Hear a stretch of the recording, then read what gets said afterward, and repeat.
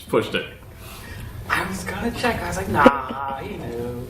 So, at the University of Michigan, I work in a variety of different categories. I work for the health system. I work for the School of Information. I do these large data health research projects. Michigan's unique in that historically we've had one health insurance provider. And so the majority of the state of Michigan is on a single health insurance provider. And they've come to U of M to kind of figure out what some best practices are and some ways to streamline medical care. And so we collect data from hospitals across the state of Michigan, and I'm involved in some of those projects. The other thing I do for U of M is I run a hosting service. So if you're at U of M and you have a website you want to host, you come to our group and we put your website on the internet. And we've got some, unique U of M tie-ins that's, specific to U of M. We're here today to talk about security. We're going to cover this in a story format. If you've been to a Drupal, I got a paste, so I'm going to put this on. If you've been to a DrupalCon or I've seen other security talks in the past, they sometimes... Okay, I got it. I know what I did.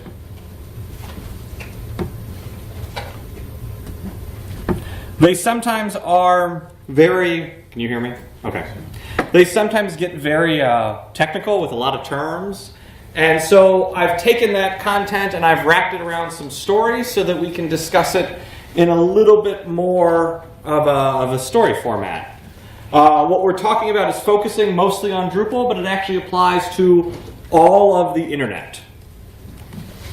So why? Why spend time talking about this? Why are we, why care? There's 30 people in this room out of 200 people, so I'm glad you guys are here to care. Why are we interested in this? Well, the FBI is basically saying that cyber attacks, this is 2 years old, are eclipsing terrorism as the primary threat facing the U.S. 75% of small and medium businesses surveyed reported cyber attacks. So, some of you might assume that there are 25% of small and medium businesses that didn't have a cyber attack, right? That's what you could make that assumption. Probably not, actually. You just don't know you've been attacked. If you have a server and it's on the internet, it is being attacked. Check your access logs. You'll see things in there that are strange. Data breaches cost money. Depending on who you are, they cost real money. If you have mandatory reporting requirements, if you have confidential data, it can be really scary when you have a data breach. So that's why we're here today. Everyone's getting hacked. It's got to be trendy. And we'll get into a little bit about why people get hacked. And here's how many people have seen this graphic before? This is the size of the circle is the number of records that were breached.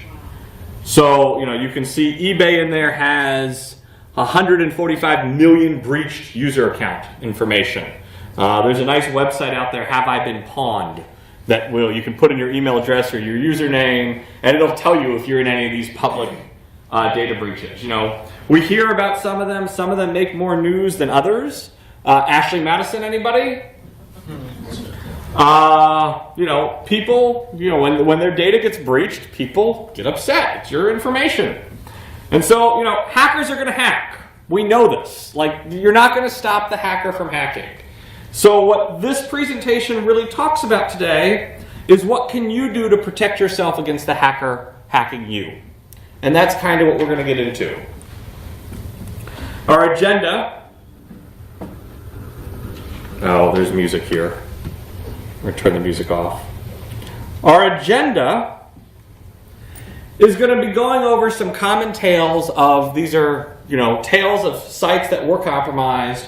We're going to end it with an overview of the Drupal security team and of Drupal security itself, and we're going to talk a little bit about this, wonderful term that everybody uses called best practices.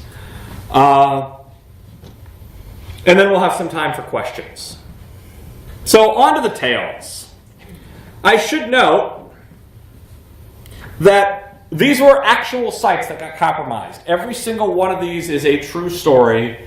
The details have been changed. The names have been changed. I didn't release any of the organizations, the people involved have all been changed, but all of these are actual real stories of sites that got compromised.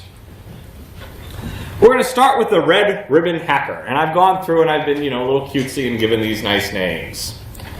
We're talking today about a small online commerce store. So this is a small business. It's run by one person, and they happen to sell shoes. And Myrtle is the owner of this business, and she, when she gets a sale through her website, she mails out that shoe and she wraps it up with a little red ribbon. That's actually a true part of the story. There's a red ribbon on all of the boxes she sends out. And Myrtle isn't just a shoe person. She knows a little bit about internet security, and she knows about PCI compliant. And the way PCI compliance works, we'll talk about it in a little bit, but she's covered all of her bases. And she wanted to make sure she did that because she didn't want to have to worry about, security. Because if you're PCI compliant, you don't have to worry about security. That's a myth, by the way. It's not a true statement. And what happened was her store went online on November 15th, 2012. The dates are important here, actually. And she gets about 3,000 orders a month. Her average order volume is around $200 to $400 an order. It's a fair amount of money. And the dev shop that built her site didn't provide any support. They said, "Hey, we built your site. Here's your code." And they put it up on their website. It was hosted on a commercial hosting provider. We won't name names, but it was one of the big three. And they didn't have really a full-time web person. It's built in Drupal. She can add and remove products herself. Myrtle, is technically inclined enough to do that. And so she's going along, and in 2013, so about a year or so after her site went live, actually less than a year, Myrtle noticed that she wasn't receiving any money in her account. So how many people are a small or medium business owner? No one? Okay. How many people check their bank accounts? How many people get a little concerned if they weren't getting money and they were expecting money in their bank account? So Myrtle runs a small business. She was, checking her bank account, and she, realized there's no money in there. Yet she's still processing orders. So something was strange. So she called her credit card company, and her credit card company or her merchant account basically said, "Hey, they haven't seen any orders for 2 weeks." Oh my gosh. Oh my gosh. But she's been processing orders. And so Myrtle's sitting there like, uh-huh.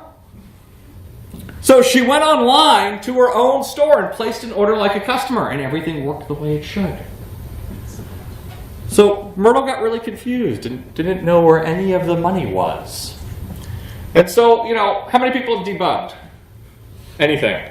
So this becomes a fun debugging problem. Because when you're debugging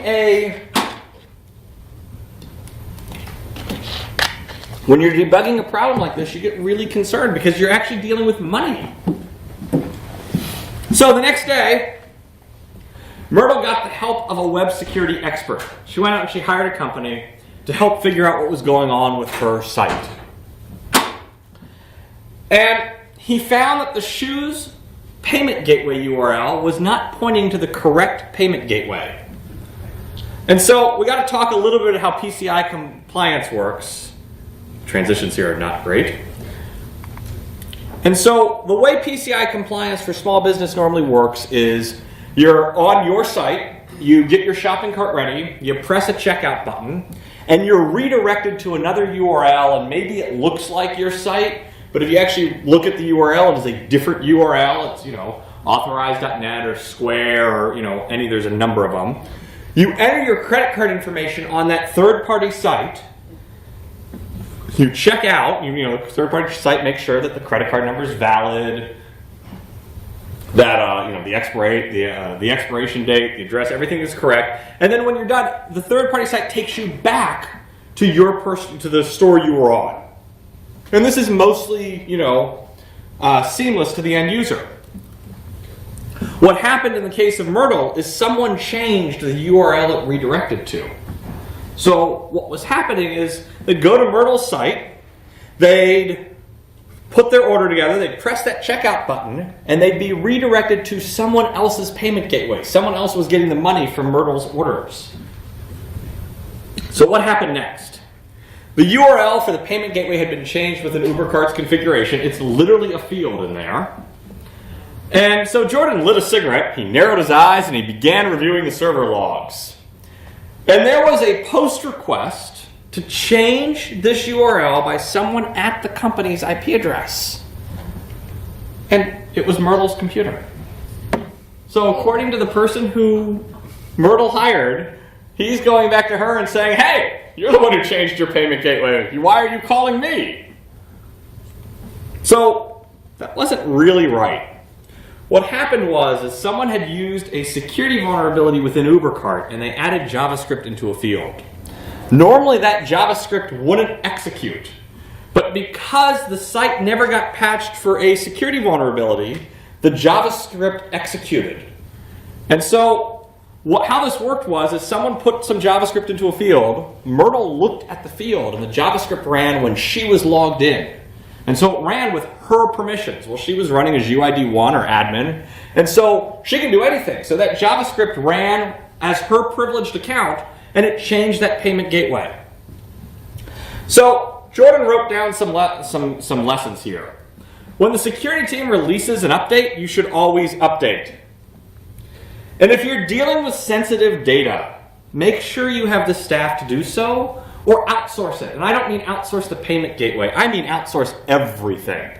Don't run your own Drupal site to deal with credit. Don't run UberCart or Commerce unless you've got the staff and the resources to do it. Go and pay for a commercial provider, BigCommerce, Shopify. There's hundreds out there. And use them. Take all the risk out of the way. She lost all the money. I mean, there was no way to get the money back. And this, this XSS, this cross-site scripting thing, if you talk to security people, they complain about this a lot, they talk about it a lot.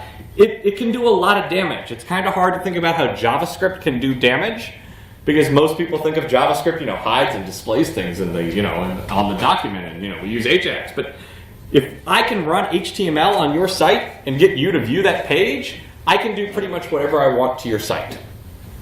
So cross-site scripting or JavaScript can do a lot of damage. And there's this input filters. How many people are familiar with input filters in Drupal? So input filters, we'll go to this slide for a second. In Drupal we have this is an old slide that you may have seen before. But we have this this ladder of trusted permissions. And so if your end users have access to full HTML, they can run JavaScript on your site. So if we see this a lot when users are trying to set up like CK Editor and they can't figure out how to get it all to work right, so they just give their users access to write full HTML so CK Editor works. Don't do that. Don't do that. That's bad. That's really bad. If your users can use the full HTML input filter, then they can pretty much do whatever they want to on their site, especially if they can get you to view the page. The other thing that I've put on here is storing important configuration bits in a configuration file. So you can, in UberCart, store any of those values in settings.php or a local version of settings, as opposed to keeping it in the web interface. So if it's in settings.php, it can't be overridden by a JavaScript or something else. You'd have to somehow edit settings.php, and if you can edit settings.php, well, your database credentials are sitting in there. So we're going to move on to the ghost in the website. This is one of my favorite stories. And so we've got Harper's LLC, which is a small little web development company in upstate New York, it wasn't, based out of this stately old house. And they had just started working on a new dev site before they got compromised. And they bought a brand new domain, and as they were building up the site, they had the site maintenance mode. And then the site got hacked. So brand new domain, brand new site, site in maintenance mode, site got compromised. So let's look at what happened here. Let's dig into some of the details here. Brand new domain name. Modules and core were up to date, so it's not like they were using an old version of Drupal or they had some out-of-date module. It was a brochure website with only one admin account, so there wasn't even much interaction. It's not like they had full HTML and people being able to log in. There was one account on this site. And it was on a development server dedicated just to Harper's development sites. And so here's what happened.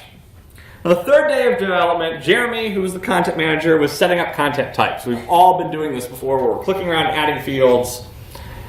And he stopped in horror because the front page had porn all over it. Jeremy was not a happy camper. So Jeremy called their in-house IT person and said, "Hey, Gene, what's going on?" And Gene started looking at the logs to try to figure out how this up-to-date Drupal site got compromised. Gene pulled the access log to the site, and she only found that known and trusted IP addresses had accessed the site. So, how many people have read access logs before? So you recognize the IPs in there, and it was only IP addresses that were known had accessed that site. So Jean had no idea what was going on, so she just restored from a backup. 2 days later, Jeremy checked the site again. There was more porn spam, and he lost all of his work. Jean searched the logs again and only found the same trusted IPs. And it was only computers inside the office had accessed that site. So she's like, okay, I'll run a virus scan on these computers, and maybe they got a virus on them. No issues with the virus scan. Jean had no idea what was going on. So, was the site haunted? Got a creepy cat. Anybody want to take a guess as to what happened? And if you've seen these slides before, then don't guess. Yeah. .htaccess. Wasn't .htaccess, but that's good. That's a good idea. Another site on the same server. Yep. So by default, PHP or Apache, PHP FPM, will run as a single user account. And that user has access to read all the files for all the sites on the system. And so it wasn't a ghost. Someone had compromised another site on the same server. Using that site, they basically got a shell prompt and ran locate settings.php and locate wp-config. And then they just went through and got the database credentials out of those files and connected directly to the databases and injected their spam. So the attacker didn't actually need to access the website directly. They accessed the database. Now, how many people run their sites on a shared server? My own site. How many people run more than one site on that server, even if it's your own? So you are vulnerable to this issue. Some lessons that they learned. Don't allow a single Apache instance to access multiple sites. Configure privilege separation, and that's way outside the scope of this conversation. But the cPanel does, each user runs it on its own. So cPanel is actually really bad, because what cPanel does is cPanel does run each user account on its own instance, but cPanel gives the web server access to edit the files directly. Okay. So what cPanel, how many people are familiar with cPanel? So shared hosting comes in multiple varieties. cPanel sites, what they do is they're designed to protect the hosting company. So when you create a new cPanel site, you get a username, and the site runs as that username, but you also log into the server as the same username. So if I compromise your site, then I can edit the files that run your site. So if you're looking at like a WordPress site that gets compromised, WordPress sites typically get compromised and there's files that get added to the file system because WordPress is designed to be run this way. In fact, if you don't let WordPress edit its own files, it complains to you in multiple places. So that in some ways, to me at least, is scarier, because if I can compromise your site, then I can add files to the file system, I can read your database, I can add PHP code, I can modify your theme to add some JavaScript. If you're running on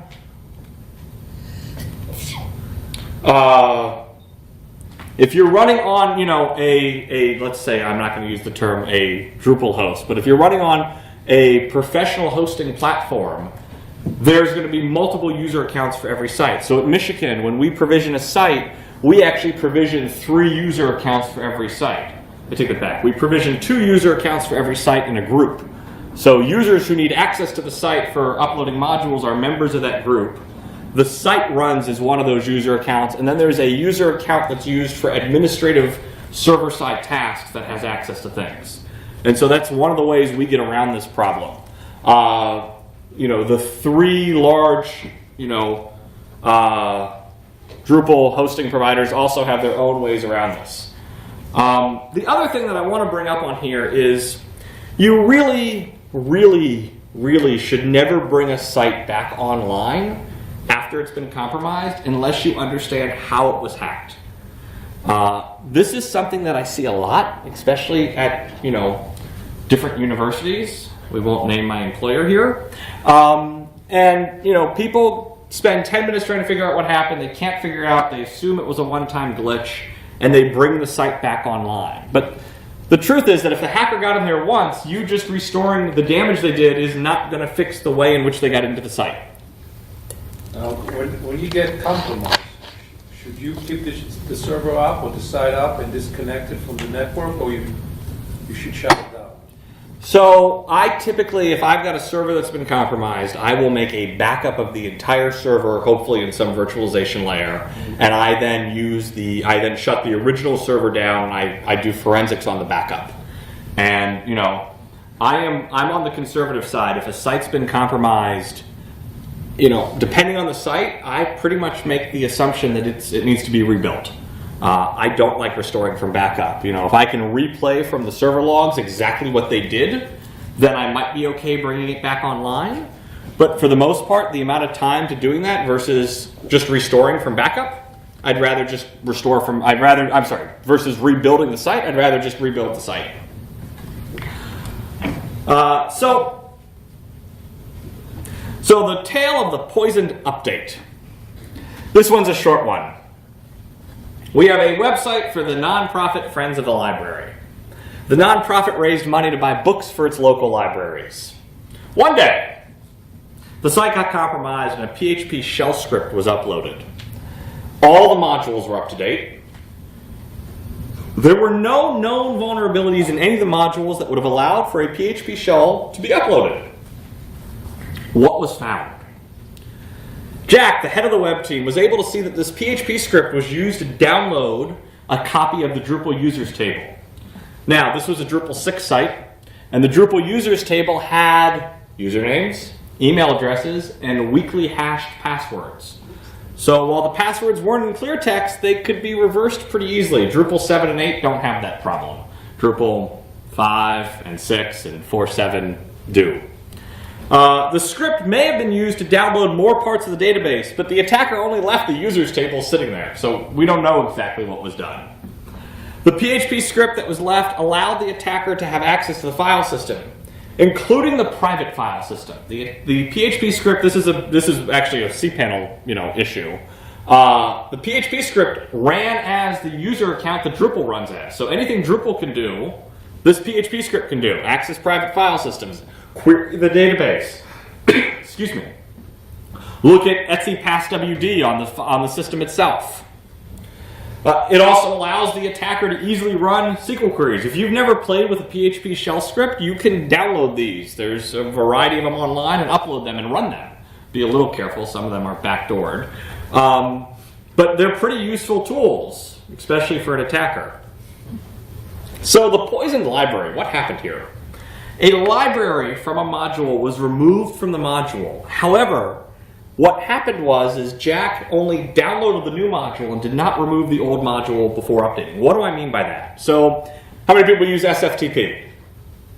So, you connect your server with SFTP. You pull up your site's default modules directory. You've got your listing of all your modules. You go to Drupal.org. You download the new version of Views to your desktop. You extract the new version of Views. You now got a folder on your desktop called Views, and you drag that folder on top of site's default modules, and it copies it up there, and it replaces views.module, views.info, and in fact, your SFTP client probably comes up and says, hey, do you want to overwrite these files? And you say, yep. What doesn't happen when you do that is if the new version of the module deleted a file, it doesn't actually remove the file when you do that. It still stays on the server. So if there's a Drupal module that has a piece of code in it that's insecure, and to fix it, they just delete the file and copy it up, it won't get deleted from your server. What you should do is go into site's default modules, delete the views directory, and upload a new views directory. And of course, you should do that while your site's in maintenance mode. That way, if there are files that have been deleted, they get removed. This is especially important with Drupal 8, where we've got composer dependencies. And so, if you're pulling in composer dependencies and there are security issues in them, you need to make sure you're either using Composer to re-download them, because Composer will take care of this, or deleting the directory first. So some lessons learned out of this one. Remove the library module theme before updating. And configure PHP so that it will not execute code from directories it should not. And that's mostly sites star files. And htaccess does do this, but not all servers support htaccess. And sometimes htaccess isn't configured correctly. One of the things you've got to be careful of, and I'm going to pick on cPanel again, sorry, is that with cPanel, I can actually, as an attacker, I can edit the htaccess file. So I can change the htaccess file to remove the protections and then do what I want. I have a small hatred for cPanel, it turns out. Actually, that's not entirely true. cPanel is an awesome piece of software that serves an awesome need, but it leads to some vulnerabilities like this. Also, you should prevent the web server from writing to directories that are not sites star files. So if your web server can write something to the Drupal root, then that's a problem, because it can add files, or it can add theme files, or you can add theme templates. And the security review module is really helpful with doing this. Yeah?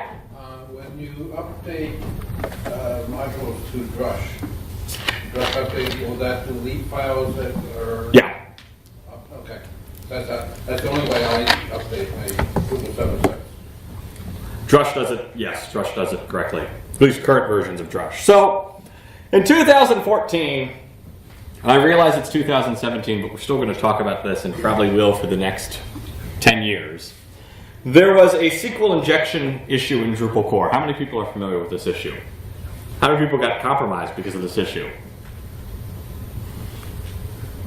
The security team refers to this as SAO5. It had other names, but we internally refer to it as SAO5, which is the name of the security advisory about this issue. And so there were a large number of sites compromised. And rather than a story, we're going to discuss some of the patterns with this. SQL injection is easy to exploit, like really easy to exploit. You typically send a specially crafted request to a URL and you've exploited it. Cross-site scripting, on the other hand, is not easy to exploit. You have to leave your payload there and then wait for an admin user to go and visit that page with the payload on it and get it viewed.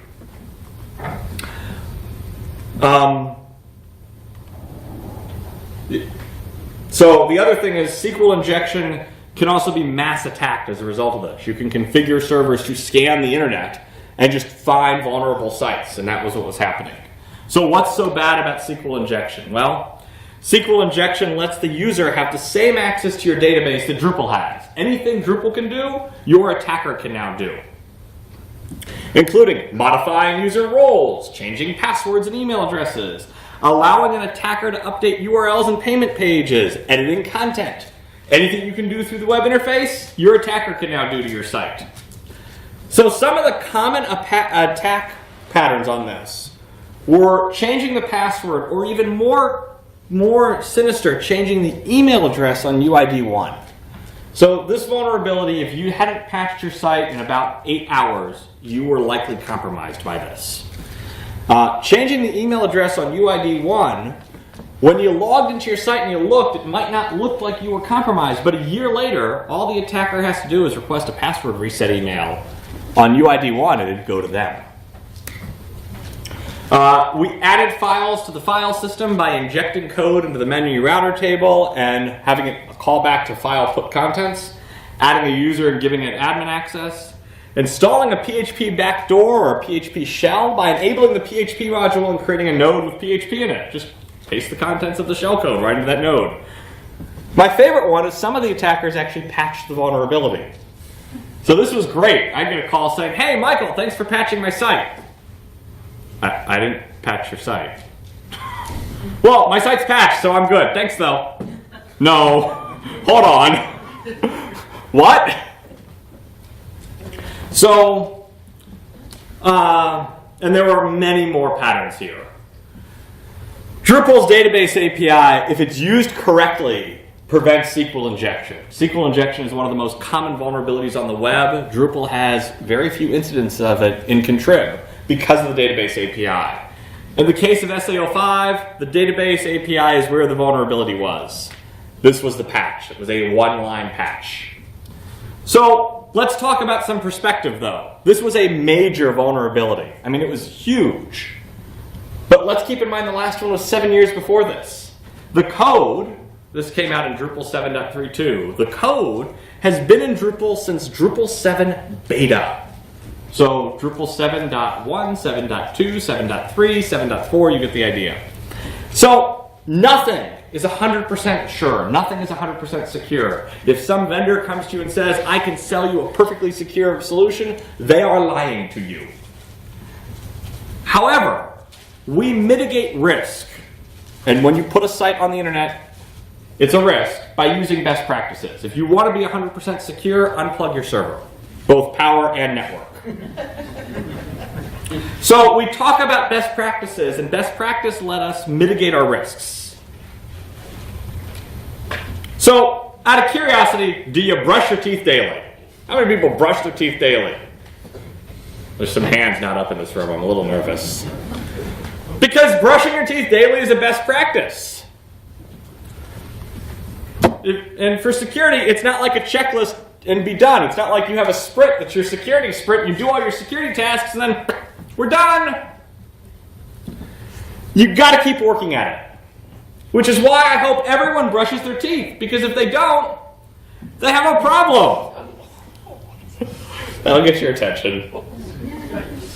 We'll leave that up another minute. Don't let that be your mouth. So, not brushing your teeth is not a best practice. So, what are some best practices? One, follow the Drupal security team. We like to communicate with you. We're on Twitter. We're on email. You can get us to email you by going to your user profile and going under newsletters. You got to press edit first, and it's like my newsletters. I think that's still right. Sure. Or on the web, drupal.org/security and drupal.org/security/contrib. There's also RSS feeds. There will soon be a Slack bot. I'm working on Slack bot. If you find a security issue, or you think you found a security issue, you can email the Drupal security team, security@drupal.org. There's some pages on the internet that talk about how to write secure code and how to secure your site. One of these is more oriented towards site builders. The other one is more oriented towards developers. And so what is the security team process? What process do we as security team people follow? Well, we find a vulnerability in code. Either we, the security team, find it, or an external security researcher finds it. It gets reported to the security team. The security team validates that we're going to fix this with a security advisory, that it's an actual vulnerability, it's in a supported piece of code, and that we're going to go through our process to fix it. The security team and the maintainer work to figure out what the issue is, to get a patch, and to fix the issue. And then a security advisory is written, and the fix is published, and we send notifications out about via Twitter, RSS, and email. And we do this every Wednesday. So every Wednesday is when the security team releases security announcements. We try not to vary from that. There are some minor exceptions. It doesn't happen often, about once or twice a year, where we do something not on a Wednesday. And we typically only do that when there's when it's a public vulnerability. This is the top 10 vulnerabilities by security across the web, whether it's PHP, Perl, ASP, whatever, in order. And so you'll see that, as I mentioned earlier, injection, mostly SQL injection, but there's also LDAP injection and other types of injection, is the number one issue. And broken authentication and session management is the number 2 issue. For the most part, Drupal protects you from this. Even if you're not building even if you're not doing something with content, you might still use Drupal because you have things like theming and user authentication and roles and permissions. And so, Drupal protects you from 1 and 2 with the exception of SA05, but we're going to look the other way on that one. But the number one issue in Drupal I don't have the next slide on this, I'm sorry, is cross-site scripting. Cross-site scripting by far for Drupal is the most common issue. And all that is for developers in the room is not filtering your data before you display it to the user. So if you're writing code and you're doing something like $, print $ node title, that's bad. You should route it through check plain or check markup. And that's covered in the these documents here. There's other obvious forms of best practices. I throw this slide up here. At this point in this day and age, you should only be using encrypted protocols. SSL is free. Let's Encrypt is free. You can use Let's Encrypt for free. You don't have to pay for an SSL cert. If your host does not support you using an SSL cert, find another host. There is no reason not to be using encrypted protocols. If your host, for some odd reason, is telling you to use FTP to log in, run. Use SSH, use SFTP, use FTPS. Every change you make to your site might impact your security. So make security in your workflow. It should be a part of your process. So, if you're doing the agile process, one of the steps in your sprint, sprint cycle should be a security review, looking at the changes you made and how it impacts the security of your site. It shouldn't take long unless it was a major change. If you're installing a new module, that could have a huge impact on your site. If you're adding a CSS class, probably not going to impact your site. Use supported versions. So modules that don't have a supported version, and you can tell if it's a supported version because it has a shield icon next to it, will not get notifications about security. We do not follow our process for those modules. I somehow jumped to the end of this. Sorry about that. So use a supported version of your modules. If you don't, vulnerabilities may be released publicly. If you're using Drupal 6, Drupal 6 is not supported. There are potentially public vulnerabilities known about Drupal 6 sites. You've got two options. One, find a vendor. Two, upgrade. And finally, take and verify your backups. Backups are great if you get compromised, both because it gives you the ability to figure out, to restore your site, but also because you have a baseline to compare what happened to your site with.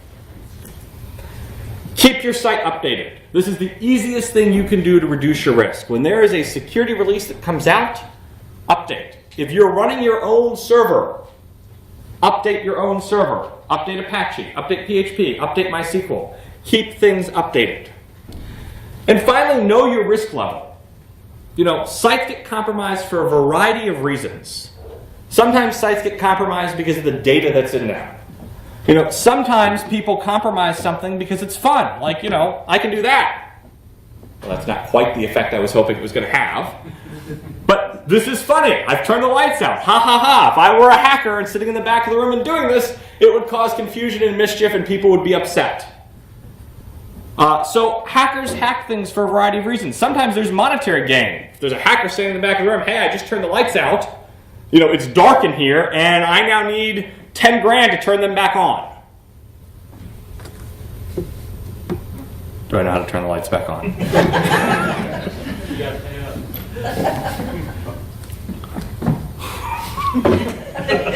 We'll take a minute.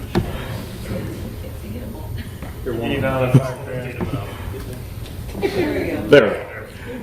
So, okay, moving onward. So security is a balance. If you are running a large complex site or you're running a large visibly site, you are at more of a risk than your own personal blog. However, your personal blog website is still at risk. So if you're running a $1 million site or even a $100,000 site or a $50,000 site and you've allocated no monies towards security, you're likely going to get compromised because you're putting enough time and energy into that site that you're going to have a problem at some point. So understand that your site is a target. It's not a question, it's a statement. Your site is a target, whether you want to think it is or not. And depending on how big your site is how much you should put an effort into it. What is your risk tolerance for downtime? If your site were to go down, what is your risk tolerance? If it's your personal blog site and your personal blog site's off the internet for a week, it's probably not the end of the world, unless you happen to be job hunting. Then it might be, not putting food on the table. If you are running a university gateway page where you have hundreds of thousands of visitors viewing that site an hour, then your risk tolerance is pretty low for an issue. So, if you're spending $100K a year on hosting and you're spending nothing on security, you're going to have a problem. You will have a compromise of your site at some point.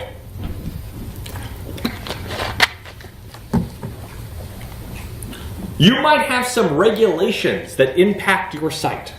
How many people know any of the abbreviations on the screen?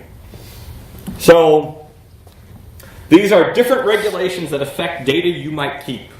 Some of these regulations are actual, PCI for example, is an actual technical regulation. It dictates technical standards in which you must keep and handle data. And it talks about a card holder environment and what falls into that environment and what falls out of it. And they basically mandate a bunch of controls. PCI, how many people have had to fill out the long PCI form? It's not fun. The long PCI form, referred to as Form D, asks a lot of personal questions about how you keep and maintain your site. It is almost impossible for a small business to get through Form D and not lie, especially with the new current Form D. PCI requires things like two-factor authentication. It requires logs of all changes, unique accounts per person. None of these are necessarily bad practice. In fact, all of them are good practice, but some of them are very difficult and expensive to maintain. And then depending on the amount of volume you do with PCI, you might actually have to pay for an external auditor to come in and say, yes, you checked yes to all those checks boxes, say you did it. And now this person's going to come in and validate that you did actually do what you said you did. The legal ramifications for being compromised if you fall under one of these abbreviations are huge. If you process credit card data and you don't have dedicated security people on site, you're probably not going to be happy if you ever get audited. And I'm going to bring this up again, and I normally don't talk about cPanel so much, so it sounds like I've been hating on cPanel a lot more than I normally do. I only normally bring up cPanel at this point. Use a dedicated Drupal or WordPress or whatever you happen to be running provider. For those people who like to run their own servers, and that's sometimes me, the cost of you running your own server and being your own sysadmin, especially if you are working at a company, is typically not worth it in the end. You are on call 24/7 if the site's important. If there is a 0-day vulnerability or a 7-hour vulnerability in the case of SA05, it's you and you alone or you and your team that have to update that server. Whereas if you're with a company, any company, then they are likely, hopefully, on top of things. Shared hosting, whether it's cPanel or any of its competitors, typically introduce their own security issues in it. You also have the problem of if one site on that server gets compromised and somehow gets kernel access. What was the recent kernel vulnerability? I'm blanking on the name of this. It was a recent kernel vulnerability that would give you root. I'll come back to it. If you can somehow get root on that server, you have access to every single one of those sites. So if you've spent any real money developing a Drupal website and you're hosting it on shared hosting, then you're really not getting the most out of your money. You're also probably not getting very good performance. If you're running your own server, you have the www data or the nobody problem, where all of the Apache instances for all the sites run as the same user count. So I compromise one site, I've compromised all of them. Dirty Cow, thank you. Dirty Cow is a nice kernel vulnerability that you can exploit and get root. Really easy. Really easy. So this may be controversial. Don't use multi-site. Multi-site suffers the same issue as shared hosting. You basically became your own shared hosting provider. Multi-site is great if you have a shared code base because you don't have to deal with multiple deploys, but every single one of those sites share a code base and probably an Apache user account. So, the one exception for this is if you're running like multiple brands and it's really not different sites, it's really one brand, and you just happen to have, like you're using domain access to route people to different themes, but it's really the same site, that's not really multi-site. But if you're doing like a hosting gig where you've got, like, let's take a higher ed example. You've got, 10 different departments, all with their own site, all within a multi-site, and maybe you're providing like views and, token and path auto through sites all, and then each site has their own folder. That's really not a good idea. One entity can compromise all the other entities on that configuration. Use some modules that enhance security. So this is the best thing you can do. There are a lot of modules out there, and this list does not give it justice. Paranoia is an awesome module. Once you turn Paranoia on, you cannot turn it off from the web interface. Once it's on, you want to get rid of it, you got to use Drush, or go to the database, or just delete it from the file system. Security review. Security review is a great module written by security team members that go through and basically run a checklist of things on your site.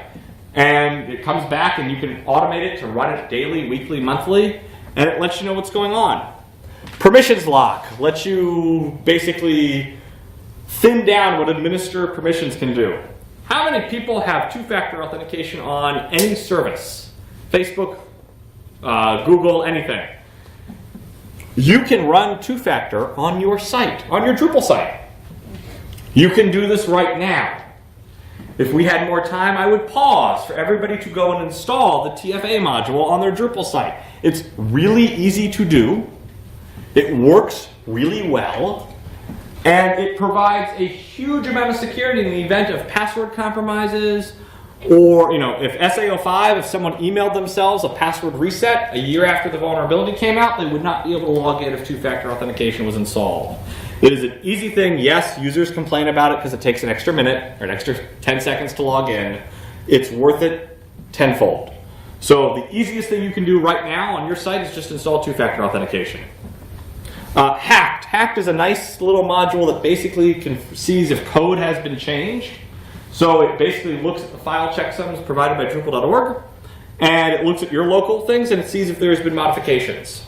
Password policy is a module that basically forces you to have strong passwords. Those of you who use Drupal 7, it's got the little password strength meter, but it doesn't actually do anything with it. It just shows you how strong your password is. But if you choose a weak password, it'll let you use it anyhow. Password policy lets you specify how complex a password is. The other one that's not on here is Account Sentinel. Account Sentinel basically helps you figure out if accounts have been changed. It has a variety of ways of doing that. So, are there any questions? So you would definitely recommend the ITK, PHP, or NPM ITK? So, NPM ITK is a way of doing shared privileges, is a way of doing user separation in Apache. It is one way to solve the problem. The other way to solve the problem is PHP FPM. I typically like PHP FPM better because it pulls the PHP process out of Apache. But there's use cases for both. The nice thing with PHP FPM is you can set different PHP INI values on different sites. And there's a variety of performance reasons and security reasons that you might want, site A to have more memory available to it than site B. So at Michigan, we have PHP FPM for almost all the sites, and what users pay us for dictates their FPM configuration. So you can set the number of children, the total amount of memory available, the total number of threads available. There's all sorts of configurable things in there with FPM you can do. Yeah? I like using Docker images or Docker containers in a multi-site environment. So Docker is one way to solve this, but Docker is, in my opinion at least, Docker can add, well, it does add way more complexity, and if you're not familiar with what you're doing within Docker, you actually have the potential to open up more security issues. That's not to say you shouldn't look into containerization. It's definitely where things are heading, and in 2 years from now, maybe that is the standard of care. But at the moment, setting up Docker, getting the port forwarding to work, getting the permissions right for Docker itself, getting the permissions right inside the container is a fair undertaking. So, if it were me and I'm doing this on behalf of my employer, I'm going to go to my employer and say, go pay a company to go figure this out. It's not worth my engineering skills on it. Of course, I say that, and I built and run a hosting platform for the university. So I'm talking out of both sides of my mouth here. But, you know, unless you're supporting, you know, 3,000 sites, 4,000 sites, going to a insert company here and paying them to take this risk on for you is worth what you're paying for. It's worth not having to worry about it. Let them figure out the containerization model. Yeah. Can you, so does the security team, are they actively looking for vulnerabilities, or are they waiting for vulnerabilities to become apparent? The security team is reactive, so we wait for vulnerabilities to be reported to us. That is the security team policy. There are people on the security team that actively seek out vulnerabilities and then report them to us. But for the most part, we respond to vulnerabilities. There's, what, 30,000 modules, 20,000 modules now, including this? 5,000, 10,000? 5,000. 5,000 modules on Drupal, going through and actually auditing those across all branches? I thought it was way higher. Maybe 10,000. Okay, 10,000 modules. By the way, this is Neil Drum. He's a security team member. And Drupal.org architect. So, you know, us being proactive in reviewing code isn't, you know, there's too many false positives out there. So we are reactive in nature, but there are people who are scanning code and looking for vulnerabilities. There are members who do that, but it's not the official policy. Do you still have the bounty program? The bounty program was discontinued. It was for Drupal 8 to get it out the door only. It was of mixed results. We did get people who reported real vulnerabilities through it, but running that bounty program attracted a large number of false positives and a large number of, it was a lot of work to, you know, communicate with those people and tell them, you know, no, you logging in as admin and setting the input filter to full HTML and then writing JavaScript in there does not count as a security vulnerability. Or no, you uploading code to the server that, you know, attacks the database is not a security vulnerability. If you can upload code to the server, you can do whatever you want. Like, there was a lot of maintenance going on with that. Having said that, there were positive things that came out of it. That was funded by the DA through the D8 Accelerate fund, which is pretty sure gone now. Probably. Yeah. Yeah. It's just a war story that I was consulting a number of years ago at a major pharmaceutical company in New Jersey. And they kept on insisting that their staging site, which was a shared hosting site, was very well protected and you couldn't get out of your own site to any other site. I took that as a challenge and was able to see every other database on the whole site without having to be able to log in. I have some similar stories. They never turned off the shell access out of PHP. Yep. You know, the one thing that I didn't mention in here is that if you're on a Drupal 7s, you know, we all talk about not hacking core because that's a bad thing, mostly because it makes it hard to upgrade. If you want to RMRF, the PHP directory inside the modules folder, no one will complain. It's not needed. It causes more issues than it's worth. If you have the PHP module enabled in your Drupal 7 site, you should figure out why it needs to be enabled, fix that problem, and then remove it. If you enable the paranoia module, it will do that for you. It prevents the PHP module from being enabled. It also goes through all the places where you can use PHP within the UI and turns them off. It makes them all disappear. Or I think it makes them disabled. I don't remember which one it does. It disables them. It leaves them there, but it says it's been disabled by paranoia. Paranoia is a great module. It can, you know, if you're doing things that aren't necessarily a best practice according to paranoia, it will stop you from doing those things, which, you know, can destroy a site. So I wouldn't necessarily throw it in the site without playing with it first, but it's something that you should be running on your sites because it makes it a lot harder for an attacker once they get into your site. Are there any other questions? Well, thank you for your time today, and enjoy the rest of camp. I think there's an after party now. Closing session. Closing session in here, so you're all in the right place. Don't move.